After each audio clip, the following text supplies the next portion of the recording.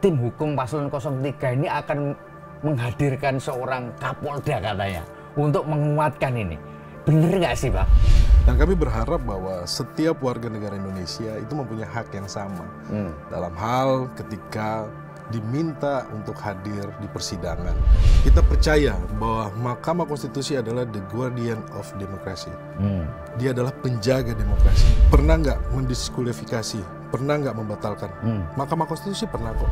Kejutannya ada. Nanti tunggu kejutannya ya kan. Keamanan dari para saksi ini menjadi prioritas. Dan kami juga sampaikan untuk siapapun yang coba untuk mengganggu atau mengintimidasi saksi kita, ini akan berhadapan dengan hukum. Dan kami tidak akan diam. Kita berharap bahwa putusan yang nanti diambil oleh Hakim Konstitusi ini menggunakan hati nurani dan tidak terjebak di dalam drama politik. Drama politik ini harus kita hentikan.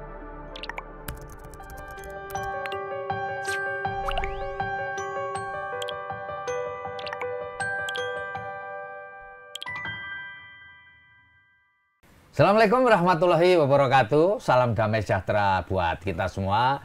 Shalom, swastiastu, namo buddhaya, dan salam kebajikan. Bertemu dengan saya lagi, Feby Mahendra Putra, Direktur Pemberitaan Tribun Network. Tribuners, Komisi Pemilihan Umum Republik Indonesia telah mengumumkan hasil pemilu 2024 pada tanggal 20 Maret 2024 yang lalu. Dan berdasarkan pengumuman yang dilakukan KPU, hasilnya adalah pasangan calon nomor 02 Prabowo Subianto Gibran Raka Buming Raka memenangi Pilpres 2024 dengan perolehan suara 96,2 juta atau setara dengan 58,59%. Sedangkan pasangan calon 01 Anies Baswedan dan Muhaimin Iskandar memperoleh suara 40,9 juta atau 24,95%. Dan pasangan calon Ganjar Pranowo dan Mahfud MD memperoleh suara 27 juta atau setara dengan 16,47%. Tim hukum 01, Paslon 01 dan 03 telah mendaftarkan permohonan perselisihan hasil pemilihan umum ke Mahkamah Konstitusi. Dan untuk ngobrolin mengenai hal itu telah hadir bersama dengan saya Roni Talapesi, anggota tim hukum Paslon 03. Dan ngobrol apa saja sih yang benarnya akan dilakukan oleh tim hukum dari Paslon 03. Apa kabar, Bang? Kabar baik, Mas Feby. Luar biasa. Senang ketemu lagi. Talapesi. Bang, iya. Beberapa waktu yang lalu, ini sebelum gugatan atau permohonan PHPU masuk ke Mahkamah Konstitusi, Bang, muncul informasi bahwa tim hukum Paslon 03 ini akan menghadirkan seorang Kapolda katanya untuk menguatkan ini. Bener nggak sih, Bang? Ya, dari kami tim hukum tentunya kami akan memaksimalkan permohonan kami ya, argumentasi hukum kami, karena kami melihat bahwa dalam proses ini salah satu poin yang menjadi perhatian kita semuanya bagaimana ada dugaan mobilisasi terhadap aparat maupun ASN. Di sini kan sudah jadi pengetahuan umum lah ya, jadi konsumsi publik sudah diberitakan di mana-mana itu ya. Maka kami dari tim tentunya akan berusaha untuk menguatkan argumentasi tersebut untuk di Mahkamah Konstitusi. Dan kami berharap bahwa setiap warga negara Indonesia itu mempunyai hak yang sama dalam hal ketika diminta untuk hadir di persidangan, apalagi ini Mahkamah Konstitusi ya.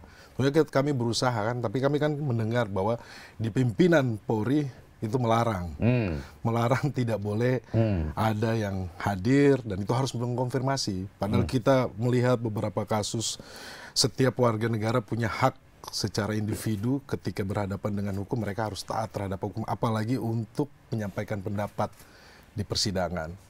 Jadi peluang ini bisa mengecil gitu ya, Bang? Ya, setelah kita melihat dari pernyataan dari Pak Kapolri tentunya ya kita melihat ini kan tidak diberikan ruang ya, dan kami menyayangkan kan, seandainya harusnya diberikan ruang kepada setiap warga negara Indonesia, untuk memperjelas institusi, duduk masalahnya duduk masalah. Ya, Karena ya. kan ini supaya clear terkait dengan apa yang terjadi pada pemilu kemarin dari proses tahapan sampai tahap pencoblosan.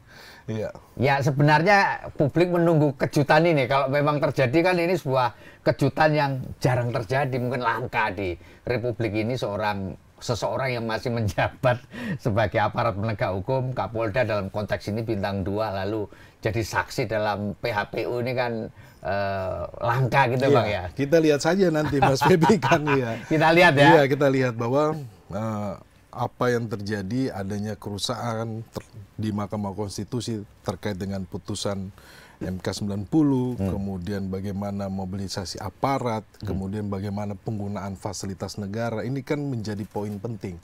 Maka tugas dari kami, dari pengacara Ganjar Mahfud, dari tim Keadilan Demokrasi Ganjar Mahfud, ini yang kami mau membuktikan. Dan juga kita mengajak agar melihat dari sisi yang lebih luas lagi.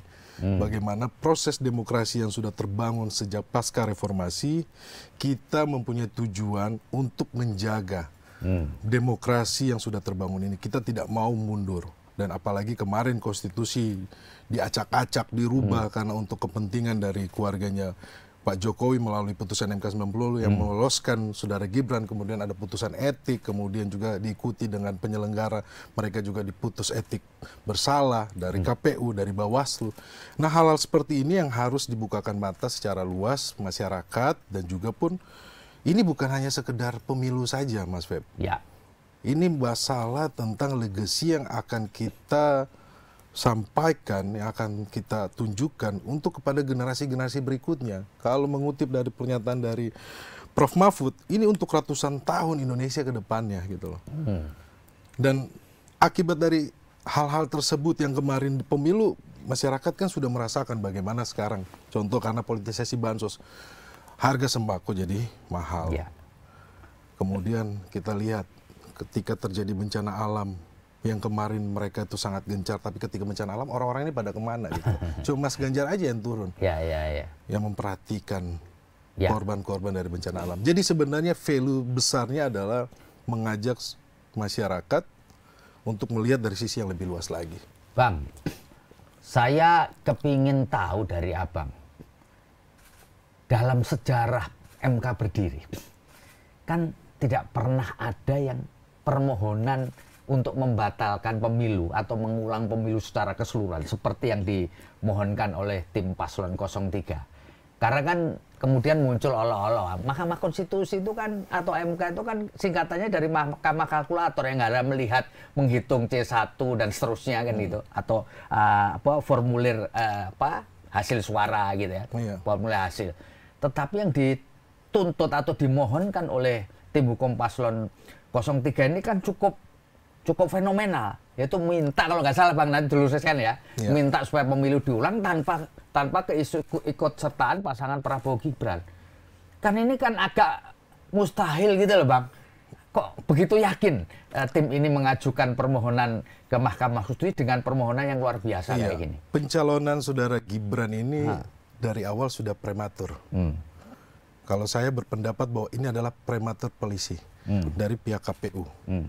Ketika menetapkan saudara Gibran menjadi calon wakil presiden. Di sinilah masalah yang kita lihat menjadi masalah besar sebelumnya dengan putusan MK-MK. Maka oleh sebab itu kami melihat bahwa sumber permasalahan ini ada di saudara Gibran. Di mana saudara Gibran ini didukung oleh Presiden Joko Widodo untuk kepentingan beliau maju dengan menabrak konstitusi, dugaan menabrak hukum. Ini sudah terlihat jelas. Maka kita dari tim hukum dari 03, kita optimis bahwa ini tidak hanya sekedar menjadi Mahkamah Konstitusi yang disebut jadi olok-olokan Mahkamah Kalkulator. Kita percaya bahwa Mahkamah Konstitusi adalah the guardian of democracy. Dia adalah penjaga demokrasi. Dengan putusan kemarin di putusan MK 90 adalah putusan prematur karena diperkuat dengan putusan MK-MK, maka disinilah Mahkamah Konstitusi bisa mengembalikan kepercayaan masyarakat. Kalau dibilang pernah nggak mendiskualifikasi pernah nggak membatalkan. Mahkamah Konstitusi pernah kok. Cuman di tingkat pemilihan kepala daerah ya. Pemilihan kepala daerah, tetapi putusannya kan sama. Kurang lebih ya, dengan beberapa kasus kami melihat ada sedikit persamaan. Dan kita melihat bahwa inilah sebenarnya yang menjadi argumentasi kita. Jadi kita kita berharap bahwa hakim Mahkamah Konstitusi ini tidak terjebak saja dengan hitung-hitungan berapa kurang suara, berapa ini. Tetapi melihat lagi teori yang lebih luas lagi. Nanti dibuktikan, diperkuat dengan alat bukti yang ada. Oke Bang, ini kan dalilnya kan terstruktur, sistematis, dan masif. Iya. Ya, tadi disinggung juga keterlibatan Presiden. Gimana cara membuktikan ini, Bang? Iya, begini loh. Kita melihat bagaimana politisasi bansos. Dari politisasi bansos ini, kami menduga mengarahkan kepada pemilih-pemilih untuk memilih kepada 02. Saya langsung bicara intinya ya. Kalau persiapan-persiapannya kita lihat ya, dugaannya ketika PJ kepala daerah, dugaannya aparat juga kan ditempatkan di posisi-posisi, kemudian bagaimana mobilisasi kepala desa, ASN, itu kita lihat. Tetapi kami melihat bahwa di ujungnya ketika sebelum pencoblosan ada mobilisasi yang besar-besaran terhadap politisasi, terhadap bansos. Sehingga menurut kami dengan adanya bansos ini yang diarahkan untuk memilih kepada Paslon 02. Terbukti dengan survei salah satu media besar juga, mitra dari Tribun, menyampaikan bahwa ada survei bahwa memang terpengaruh karena ada bansos. Nah inilah sebenarnya kita, Mas Feb, mengajak semua anak bangsa untuk berpikiran secara jernih. Kita tidak mau ini terjadi lagi gitu loh. Pemilu ini kan kalau disampaikan oleh beberapa tokoh, beberapa akademisi itu menyampaikan pemilu paling brutal. Kalau saya bilang pemilu paling rusak gitu loh. Iya. Karena apa? Karena itu penyebabnya ada politisasi bansos, kemudian terang-terangan, kemudian dugaan politik uang. Nah ini yang hal-hal yang seperti ini yang sedang kita perjuangkan dan mau kita koreksi dan mau kita kritisi melalui Mahkamah Konstitusi. Dan ini adalah jalur konstitusional, jalan konstitusional, jangan alergi. Kok ketika kita mau menyampaikan permohonan kita, disampaikan ada yang bilang alergi, kita cengeng lah, karena katanya kita tidak mengerti. Kita bukan hanya sekedar untuk paslon nomor 2, tapi kita mau batalin ini putusan KPU, yang putusan KPU-nya ini di belakangnya ini berentetan bermasalah. Penetapannya KPU ini berentetannya bermasalah. Saya ingat berapa kali Ketua KPU sidang DKPP, kemudian pernyataan-pernyataannya menurut saya tidak pas ya. Kemudian ada kesalahan di Sirekap, kemudian pernyataan bahwa ini kesalahan teknis. Ini adalah anggaran yang terbesar loh. Pemilu ini berapa triliun loh. Mempersiapkan dengan ini dan kemudian dengan mudah menyampaikan ini ada kesalahan teknis, kesalahan human error. Dan kita, dugaan kita, ini memang sengaja dengan adanya ruang seperti ini sehingga kecurangan itu bisa terjadi gitu loh. Oke Bang. Pak Mahfud itu adalah guru besar hukum tata negara, Mas. Pernah menjadi ketua Mahkamah Konstitusi. Betul. Nah, apakah di dalam proses penyusunan permohonan sengketa pemilu ini Profesor Mahfud ikut involving, Mas? Kami dialog, diskusi dengan beliau.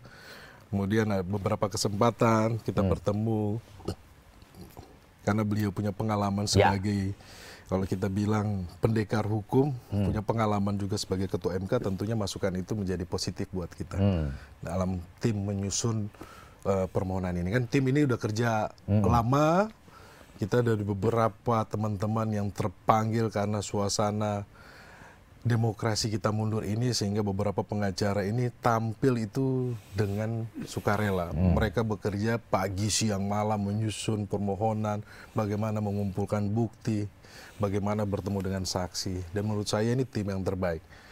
Dan ini saya sangat apresiasi teman-teman ini karena ini kerja tim dan gotong royong kita bersama.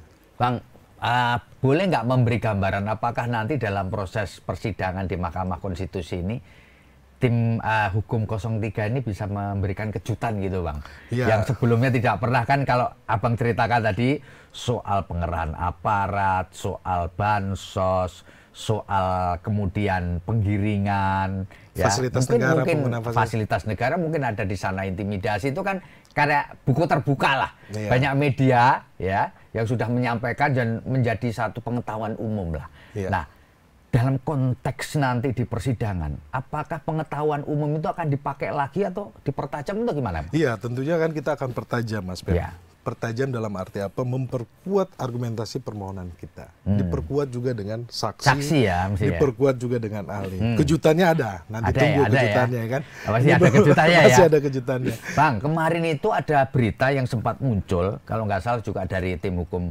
Paslon 03, bahwa ada sejumlah saksi itu yang merasa ketakutan karena takut terintimidasi. Itu gimana sih Pak? Iya, kita juga pun mengalami ya, ada saksi yang awalnya Mau. begitu semangat, kemudian menyampaikan bagaimana suasananya, kebatinannya, kemudian bagaimana keluarganya, karena merasa bahwa ada ketakutan ya. Tapi kita di sini kita berusaha yakinkan bahwa keamanan dari para saksi ini menjadi prioritas. Dan kami juga sampaikan untuk siapapun yang coba untuk mengganggu atau mengintimidasi saksi kita, ini akan berhadapan dengan hukum. Dan kami tidak akan diam. Jadi kita sampaikan seperti itu. Tapi bahwa fenomena itu ada, ya betul ya Bang ya? Fenomena itu ada ya. Ya Bang, ini kan akan waktunya pendek ini, sidang ini kan waktunya pendek, ya kan? Waktunya pendek. Tentu waktu pendek ini merupakan satu challenge lah, tantangan gitu. Ini berandai-andai, silahkan kalau Abang mau jawab. Kalau saja kemudian di Mahkamah Konstitusi ini gagal, permohonan kita ini, permohonan tim 03 ini, ya seperti juga permohonan yang lalu, apa yang akan dilakukan oleh tim hukum ini?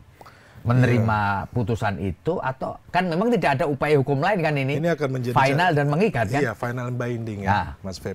Betul, bahwa ini akan menjadi satu catatan sejarah. Dari kami tim hukum 03 akan membuat buku sehingga ini menjadi legacy untuk generasi berikutnya. Bagaimana kita mempertahankan, mengembalikan lagi demokrasi yang sudah kita bangun sejak pasca reformasi. Ini akan menjadi peninggalan. Terkait dengan langkah apa yang kedepannya, tentunya kan ada juga langkah politik ya. Kalau langkah hukumnya kelar sudah ya? Langkah hukumnya ini adalah final and binding. Jadi saya belum bisa bicara bahwa ini diterima atau ini ditolak ya. Tetapi kami optimis bahwa ini diterima. Diterima dan kami berharap sekali kepada hakim Mahkamah Konstitusi dalam hal ini memutus menggunakan hati nuraninya. Jadi melihat persidangan Mahkamah Konstitusi itu tidak terbatas terhadap ruangan persidangan yang sempit, tetapi melihat terhadap kepentingan bangsa dan negara ke depannya. Ya, itu ya. Kita berharap bahwa putusan yang nanti diambil oleh Hakim Konstitusi ini menggunakan hati nurani dan tidak terjebak di dalam drama politik. Drama politik ini harus kita hentikan, Mas Feb. Kenapa? Karena kepentingan segelintir, sekelompok, sekeluarga, dan kroni-kroninya kemudian menghancurkan bangsa negara. Saya rasa saya, anak muda, dan para senior tidak akan setuju. Ini harus kita hentikan. Kita harus hentikan ini dan kita kembali lagi membangun iklim demokrasi yang sudah terbangun ini. Iya. Bang, Mahkamah Konstitusi sudah memutuskan bahwa Hakim Konstitusi Pak Anwar Usman tidak boleh ikut menyidangkan. Namun di satu sisi ini juga ada Hakim Konstitusi yang berlatar belakang politisi, Pak Arsul ya. Nah, menurut Abang bagaimana ini? Iya, kalau Pak Arsul ini kan rekam jejaknya tidak seperti Pak Usman ya. Pak Usman ini kan sudah ada putusan MK. Iya. Jadi itu menjadi catatan hitam ya untuk Pak Usman. Maka sudah seyogyanya, sudah betul bahwa Pak Usman tidak boleh ikut cawe-cawe ya, ikut menyidangkan ini ya. Iya, dan kepada hakim yang lainnya ini kan mereka terikat dengan janji dan sumpah jabatannya mereka. Jadi saya pikir proses ini akan diikutin oleh banyak pihak, seluruh anak bangsa, dan ini menjadi teater di dalam persidangan. Bagaimana menjadi catatan sejarah kita mau membuka kebobrokan terhadap apa yang dilakukan oleh Presiden Joko Widodo. Melakukan nepotisme, melahirkan abuse of power. Sehingga menghilangkan apa yang sudah kita bangun selama ini. Konstitusi yang kita sudah bangun ini dirusak, demokrasi yang kita bangun selama ini jadi rusak. Gitu. Bang, saya kembali ke pertanyaan saya sebelumnya, bahwa Pak Arsul Sani ini dulunya adalah politisi. Di P3 yang ada di DPR ya. Kebetulan P3 adalah pendukung Paslon 03. Ya. Dia ikut jadi hakim Mahkamah Konstitusi. Apa enggak ini, ya tentu akan, ya sedikit banyak orang berpikir pasti akan menguntungkan. Ketika beliau menjadi hakim konstitusi kan beliau punya janji dan sumpah yang tadi saya sampaikan, beliau, Mas Pepe. Meskipun dulunya politisi, tetapi begitu masuk ke Mahkamah Konstitusi harus bebas dari semua konflik kepentingan. Dia terikat oleh sumpah jabatan sebagai hakim. Dan bebas dari kepentingan politik. Oleh karena itu tim 03 meyakini beliau bisa bertindak secara objektif. Secara gitu objektif. Bukan berarti lalu berarti bisa menguntungkan tim 03 gara-gara P3 berada di belakang paslon 03 ya Bang ya. Tidak. Itu ya yang jadi ini supaya kita menghilangkan ini Bang. Banyak orang tentu bertanya ya, apa yang bisa kita pakai untuk membuktikan keterlibatan Pak Jokowi ini? Ya kan? Kan agak memang orang bisa mengatakan kan kasat mata, tapi di persidangan kan tidak bisa pengetahuan umum kemudian ditarik menjadi satu alat bukti ya. Kalau kita kan tadi bilang abuse of power kan, penyalahgunaan wewenang. Yang dilakukan pemerintah dalam konteks ini adalah Presiden Joko Widodo. Abuse of power ini tidak hanya di presiden, sampai pembantu-pembantunya, menteri-menterinya juga melakukan abuse of power, menyalahgunakan fasilitas. Pak Erlangga, Pak Bahlil, Pak Zulkifli Hasan. Kita lihat ya beberapa kejadian dan sudah dilaporkan ke Bawaslu, tapi putusannya setelah pemilu selesai kan, maka ini menjadi aneh ya, penyelenggara KPU Bawaslu yang kita harapkan tetapi tidak bekerja secara maksimal, hasilnya tidak seperti harapan masyarakat. Itu ya. Oke, Bang, ini tadi kan yang menjadi pertanyaan juga, menurut Abang ke depan ini, ke depan ini. Apa sih yang perlu dilakukan? Kan kemarin Mahkamah Konstitusi juga sudah memerintahkan supaya DPR meninjau kembali parliamentary threshold, ya kan? Lalu otomatis lah bahwa undang-undang mengenai kepemiluan itu mesti harus ditinjau ulang lah, diperbaiki ya. Contohnya kemarin KPK menyampaikan bahwa di pilkada tidak boleh ada bansos. Betul, ya. Ini kan sudah kejadian baru refleksi. Ini kayaknya memang iya, kita udah bilang ini telat. Kok sudah kejadian kemudian masyarakat dalam hal ini diperlihatkan hal-hal yang secara etika dan moral tidak sesuai. Kemudian sekarang baru mau bahas. Mungkin itu bangsa kita seperti itu ya. Harus terjadi dulu baru menyadari, kemudian memperbaiki. Tentunya harapan kita ke depannya demokrasinya kita perbaiki, konstitusinya kita jaga gitu loh. Dan kita tidak boleh kalah dengan kepentingan sekelompok orang ataupun keluarga. Satu keluarga ini kita tidak boleh kalah gitu. Ini kan keluarga ini kan dari bapak ke anak, dari anak nanti besok ini dengar juga menantu, habis menantu ada juga sespri. Iya. Jadi orang-orang di sekeliling. Jadi yang anak bukan anak presiden, bukan mantu presiden seperti masyarakat biasa tidak punya kesempatan yang sama dong.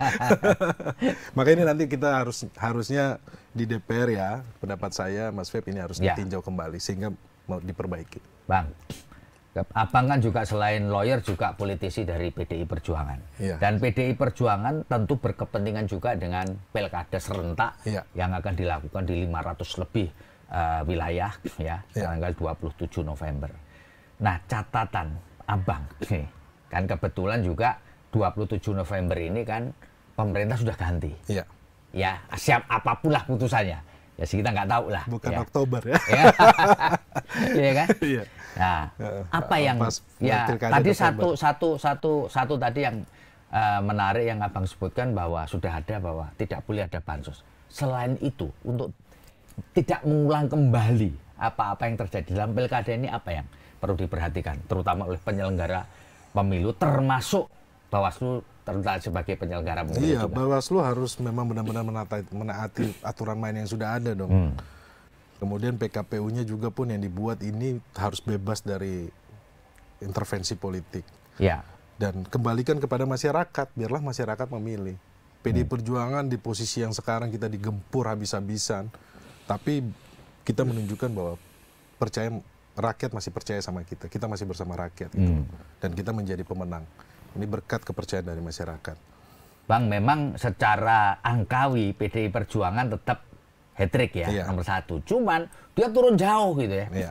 Nah, Dari Bang, 19 ke 16,8. betul ya kan. Jadi dari pemilu tahun 2019 ya kan, turun agak banyak lah. Iya. Ya kan, kalau kita melihat posisi PDI Perjuangan antara 17%-an 16 sekian lah ya, something gitu. Dulunya bahkan bisa mencalonkan presiden sendiri pada waktu itu karena posisi di parlemen. Apakah ini juga pengaruh juga dari Pilpres juga, Bang? Iya, ini efek dari Pilpres. Itu gimana itu, Bang? Menjelaskannya bagaimana ini? Ketika ada politisasi bansos, kemudian masyarakat memang dikasih ruang untuk dibagikan bansos secara luas, mengatasnamakan kepentingan seseorang atau kepentingan kelompok, sehingga masyarakat ini kami melihat bahwa ya memang situasi yang pada saat ini ya masyarakat melihat bahwa politik itu seperti apa namanya transaksi. Kita tidak mau seperti itu, Mas Feb. Maka kedepannya ini harus benar-benar diperbaiki kan. Kalau kita tidak mau yang ngasih suara dibeli gitu loh. Kalau kita PDI Perjuangan tidak ada seperti itu, kita konsisten kan. Dan ini efeknya memang efek dari Pilpres kemarin. Jadi efek Pilpres itu ternyata ngefek juga kepada perolehan suara dari PDI Perjuangan ya, Bang ya. Dan kita tidak mau kan ke depannya itu masyarakat jadi pragmatis. Ya.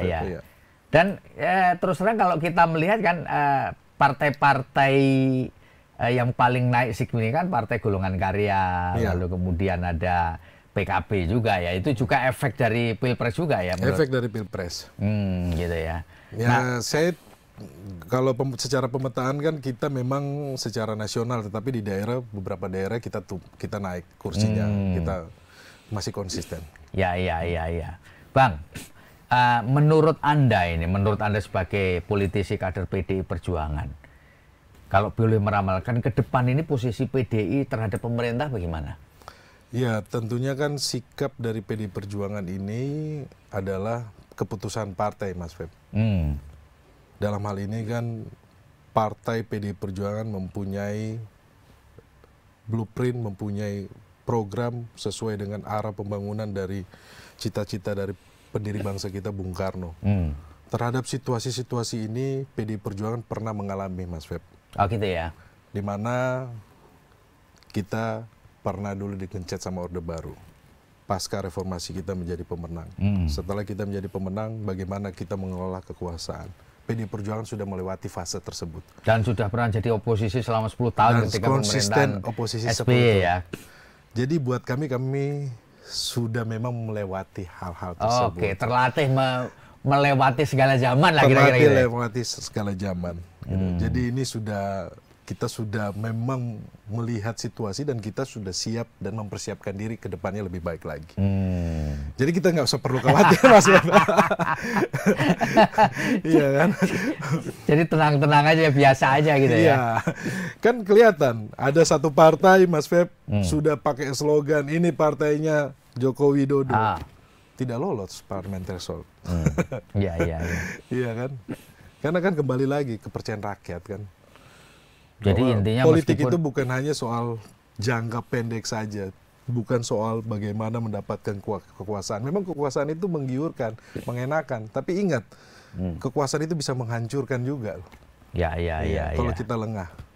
Ya. Ini pertanyaan terakhir nih, Bang Roni Talapesi, sebagai lawyer sekaligus sebagai kader partai. Kalau Anda melihat, Anda memprediksikan ini, yang mengajukan permohonan ke Mahkamah Konstitusi adalah 01 dan 03. Ya, permohonannya mirip. Iya. Ya.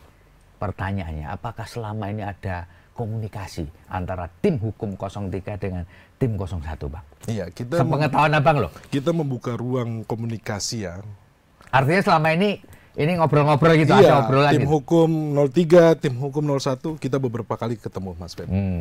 Kita beberapa kali ketemu, tetapi terkait dengan strategi kan masing-masing. Oh gitu ya. Tetapi dalam hal ini kita dalam suasana melihat adanya kemunduran demokrasi, keprihatinan kita ini didasarkan rasa yang sama, sehingga kita berdialog, kita berdiskusi bagaimana kita menyusun, melakukan tukar-menukar informasi itu dilakukan, Bang? Informasi menurut saya, Mas Feb, tidak sampai ke titik situ. Tapi kita dengan makro yang terlihat seperti ini, kurang lebih informasinya kita sama-sama tahu kan. Gitu ya. Iya.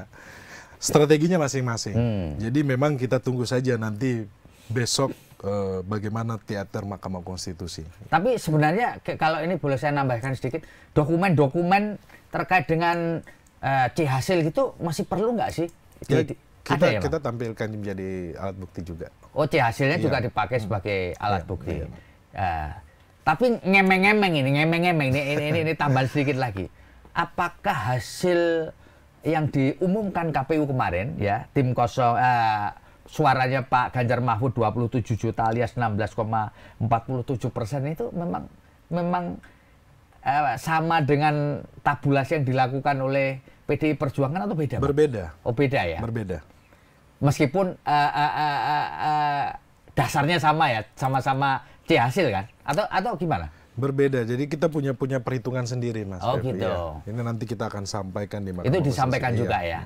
Hasil perhitungan sendiri dari yang dilakukan oleh tim paslon 03 ini. Iya. Ya, moga-moga nanti kita akan dapat. Ini kan kembali lagi bahwa tidak hanya sekedar angka saja. Kita tidak mau Mahkamah Konstitusi menjadi mahkamah kalkulator, apalagi menjadi mahkamah keluarga. Kita tidak mau kan. Makanya kan ini frame-nya harus yang lebih luas lagi. Jadi tidak terjebak dengan angka-angka tersebut. Kenapa angka-angka tersebut muncul? Karena ada ekor permasalahannya yang mengikuti. Ekor permasalahan yang mengikuti ini di belakang ini yang mau kita buktikan gitu loh. Iya kan? Iya, mantap. Iya. Baik, Tribuners, itu ngobrol kita dengan anggota tim hukum pasangan calon presiden wakil presiden 03, Bang Roni Talapesi, yang dulu ngetop gara-gara beliau adalah penasihat hukumnya dari Brigadir Baradae atau Eliezer. Ya, yang kemudian menjadi justice kolaborator lah.